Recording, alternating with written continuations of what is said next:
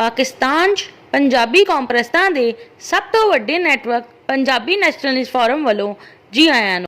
Maryam Nawaz Punjabi card किवें खेलेगी? Punjabi card खेडण लई पंजाब तो इलावा सिंध, बलूचिस्तान, खैबर पख्तूनख्वा दी डेमोग्राफी बारे भी ते पंजाबी कौम तो इलावा स्मार्ट, ब्राहवी, हिंदकू, कश्मीरी, गिलगिती बल्तिस्तानी, कोहिस्तानी, चित्राली, सवाती, डेरावाली, गुजराती, राजस्थानी, पठान, बलोच, हिंदुस्तानी मुहाजर, कश्मीरी, हिंदकू, डेरावाली का शुमार पंजाबी कौम 'ਚ ਹੁੰਦਾ है। कौमां बारे भी जानकारी की लोड़ है। मरियम नवाज का हाल ये भी है कि इस नूं पंजाबी नैशनलिस्ट फोरम PNF के मजमून चंगे नहीं सी लगते। इसलिए 2015 विच इस ने ट्विटर ते PNF के चीफ ऑर्गेनाइजर शहबाज अराई की ID ब्लॉक कर दी सी।